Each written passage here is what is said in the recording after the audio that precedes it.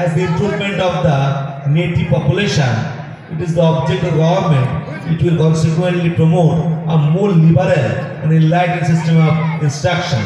তাহলে এবারে বলছেন যে তাহলে যদি আমাদের অন্ধকারেই রাখতে হয় তাহলে যেমন ভারতে চলতে সেটা কিন্তু চলুক, কিন্তু যদি সত্যিকারে আমাদেরকে নতুন ব্যবস্থার সঙ্গে উদারনীতির সঙ্গে জ্ঞানদীপ্তির সঙ্গে পরিচিত করতে হয় তাহলে তার জন্য একটা গণিত, প্রাকৃতিক বিজ্ঞান, রসায়ন, শারীরিক সমস্যার বিদ্যা জাতীয় বিষয় আমাদের শিখতে হবে। আর এখানে কিন্তু পাশ্চাত্য প্রাচ্যের ব্যাপার নয়, বলছেন যে এইগুলো আধুনিকতার সূচক। আমরা বলছি আধুনিক ভারতের জনক। আধুনিকতা নির্দিষ্ট একটা দেশকালের মধ্যে সীমাবদ্ধ নয়, আধুনিকতা নানান দিক রয়েছে এবং সেই দিকগুলোর সঙ্গে ভারতীয়রা পরিচিত হবে কি করে, এই বিষয়গুলো শেখার মধ্যে পরিচিত হবে। এবং তিনি বলছেন এই বিষয়গুলো ব্রিটিশরা জানে বলেই, ইউরোপেরা জানে বলেই তারা এগিয়ে আছে, তাই যে আমাদেরও উচিত সেই সুযোগটা নেওয়া, সেই কাজটা করা। এবং তার জন্য তিনি বলছেন যে I humbly trust you will execute the liberty I have taken to that explaining my sentiments to your lordship. তাহলে এই যে চিঠিটার যে বয়ান আমরা দেখলাম সেখানে বারবার তিনি জোর দিচ্ছেন কেন এই বিষয়গুলো গুরুত্বপূর্ণ, কেন এই বিষয়গুলো শেখা দরকার। অর্থাৎ সেখানে ব্রিটিশ অনুরাগ নয়, পাশ্চাত্য অন্ধ অনুরাগ নয়, তিনি স্পষ্ট যুক্তি দিচ্ছেন এগুলো আধুনিকতার সঙ্গে সঙ্গতিপূর্ণ। জ্ঞানভিত্তিক মূল দর্শন, যুক্তিবাদ, মানবতাবাদ, প্রকৃতিবাদ এবং আশাবাদ তা যদি সত্যি বুঝতে হয়, এটা আসলে শুধু ইউরোপের বৈশিষ্ট্য, তা বুঝতে গেলে, উপলব্ধি করতে গেলে আমাদের এইগুলো শিখতে হবে। আর এবারে বিখ্যাত সে আর কিছু কথা বলছে, আপনারা সবাই জানেন। সত্যিদাহ নিবারণের জন্য তিনি পেন্টিংকে লিখছেন এবং এটা খুব ছোট্ট আকারে পড়া যাবে না যে কী সতী সম্পর্কে তার বক্তব্য পেশ করছেন এবং বলছেন সতীদাহ নিবারণ করা দরকার এবং দেখাচ্ছেন সেটা চিঠি লিখছেন ইংরেজি ভাষায় সাহেবদের, কিন্তু তার পাশাপাশি তিনি বাংলায় সতীদাহ নিবারণ করার জন্য পুস্তিকা লিখছেন। এখানে তিনি আরেকটা কাজ করে দিচ্ছেন, সেটা হচ্ছে বাংলা গদ্য সাহিত্যের বিকাশ ঘটাচ্ছেন। ভেবে দেখুন, তখনকার দিনে যে সমস্ত বাংলা লেখা হতো বেশিরভাগ লেখা হতো পদ্যে, ছন্দে, কিন্তু ছড়া কেটে এরকম একটা বিষয় ঠিক বলা সম্ভব নয়। ফলে তিনি গদ্যকে বেছে নিচ্ছেন। আমরা যখন বলি কোনো বিষয়ের সম্বন্ধে বলতে গিয়ে যে তার বিষয়বস্তুটাই বা কি, শৈলীটা কি, এখানে বিষয়বস্তু সতীদাহ নিবারণ, তার শৈলী হওয়া উচিত বাংলা গদ্য। গদ্যেই তাকে বলতে হবে, জনমত গড়ে তুলতে হবে, মানুষের সমর্থন লাভ করতে হবে। এবং সেখানে তিনি চাইছেন যাতে দেশের মানুষ এই দাবিটা করেন। এবং যেগুলো আমরা কোনো বলি না তারও প্রাসঙ্গিকতা খুব রয়েছে।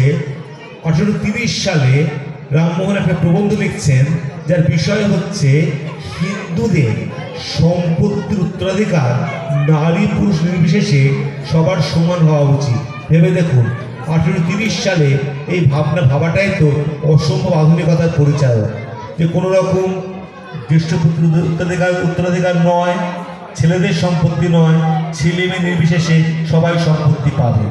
এবং বলছেন নারীর সম্পত্তির অধিকার নিয়ে।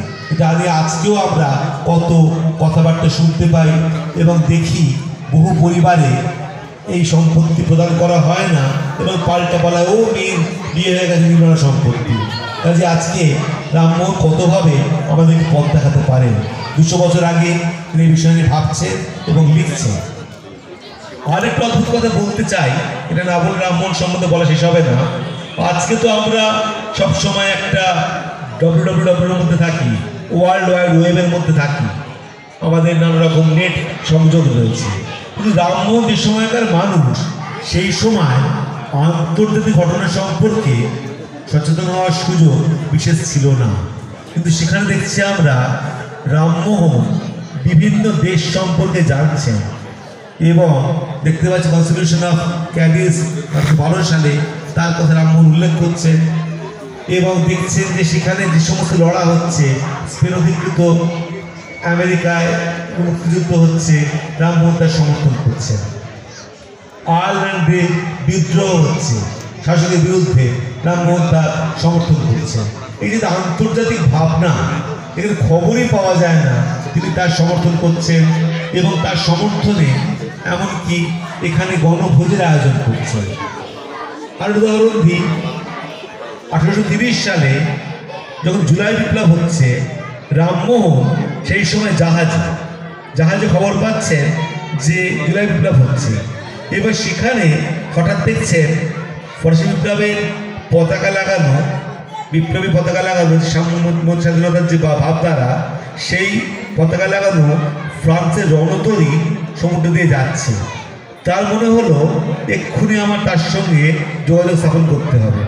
এটা করতে গিয়ে তিনি পা ভেঙে ফেলছেন, কিন্তু বিপ্লবের জন্য তিনি এগিয়ে আসছেন। 1830 সালের কথা বলছি। 33 রামমোহন মারা যাবেন। কিন্তু এই যে নানান ঘটনা, আয়ারল্যান্ড, গ্রিস, তারপরে স্পেন অধিকৃত আমেরিকা, ফ্রান্স, এরকম নানান বিপ্লবী ঘটনা রামমোহন সাড়া দিচ্ছেন। হয়তো তিনি মনে করছেন যে যেখানে লড়ে যায় আমাদেরই লড়াই। ফলে এই যে কোনো লড়াই, উদারতন্ত্রের পক্ষে লড়াই, মানুষের অধিকারের পক্ষে লড়াইয়ে রামমোহন সদা সমর্থক ছিলেন। এবং ছিলেন কোন সময়? 1820-এর দশকে, 1830-এর দশকে। অবিশ্বাস্য একটা ব্যাপার। তবে বিপ্লবের পক্ষে যখন আমরা দেখছি, এই যে ফরাসি বিপ্লবের পক্ষে 30 সালে যে বিপ্লব, রামমোহন আগে ফরাসি বিপ্লবের কথা শুনেছিলেন, কিন্তু তার নিজের অভিজ্ঞতা 30 সালে যে জুলাই বিপ্লব, তার সমর্থনে তিনি স্পষ্ট তার বক্তব্য পেশ করছেন। এবং যখন দেখছেন যে ইংল্যান্ডের আইনসভায় যে অধিকারের বিল পেশ হচ্ছে এবং সেই বিল যখন জয়যুক্ত হবে বলে মনে করছেন, তিনি খুবই খুশি হচ্ছেন। আমি যখন শুনছেন সে অধিকারের বিল দাবি সনদ পাশ হতে পারলো না, তিনি মুষড়ে পড়ছেন। অর্থাৎ এই যে আন্তর্জাতিক মনের একজন মানুষ, তার প্রগতিশীলতা ছোট্ট একটা বৃত্তে আবদ্ধ নয়, ছোট্ট একটা বৃত্তে ঘোরাফেরা করছে না। সেখানে তিনি বিশ্ব মানবতার কথা বলছেন। ফলে আজ থেকে 200 বছর আগে এই ভাবনা কোনোভাবে ভাবা খুব সম্ভবপর ছিল না। এমন একটা সময় যেখানে কোনো খবরই পাওয়া যায় না, যেখানে আদান প্রদান তো দূরস্থ, চিঠি ছাড়া কোনো উপায় নেই, সেরকম সময় দাঁড়িয়ে তিনি যোগাযোগ স্থাপন করছেন, চিঠি লিখছেন। এবং বিদেশের লোকেরাও এই যে নানা রকম লড়াইয়ের সমর্থনে, আমি ছবিগুলো দেখাচ্ছি, সময় খুব একটা নেই, দেখাচ্ছেন তিনি কীভাবে তার সমর্থন, আয়ারল্যান্ডের যে বিদ্রোহ, তিনি তার সমর্থন করছেন। এগুলো সবই এরকম ছবি আঁকা, স্কেচ, তার সেগুলো ব্যবহার করছি আমি। ফলে এই যে আন্তর্জাতিক মানুষ রামমোহন, সেটা খুব গুরুত্বপূর্ণ। আমাদের এই যে আমরা প্রয়াণ লেখা ব্যবহার করেছিলাম, সেখানে আন্তর্জাতিক মনের কথা কিন্তু কোথাও তেমন লেখা ছিল না। ধর্ম, সমাজ সংস্কার, সত্যদাহ নিবারণ, বড় জোর সংবাদ স্বাধীনতা ছিল, কিন্তু আন্তর্জাতিকতার কথা একদমই ছিল না। এবং আমি কালকে যখন খুঁজছিলাম নেটে কি রয়েছে, আমি কোনো সাইটে পেলাম না যে আন্তর্জাতিক রামমোহনের পরিচয় পাওয়া যাচ্ছে। ফলে 250 বছর পার হলেও তার সম্বন্ধে আমরা সব থেকে জানছি, সব থেকে বুঝছি, প্রশ্ন থেকে যায়। রামমোহন শুধুমাত্র কি আমাদের কাছে একটা মূর্তি হয়েই থাকবে? আমাদের প্রবণতা আছে যে মূর্তি খাড়া করা, তাকে স্মরণ করা মানে তার দেবত্ব আরোপ করা। সেই দেবত্ব আরোপ করার চেষ্টা আমরা করবো না। রামমোহনের সীমাবদ্ধতা নিশ্চয়ই ছিল। রামমোহন উপভূত ত্যাগ করতে পারেননি।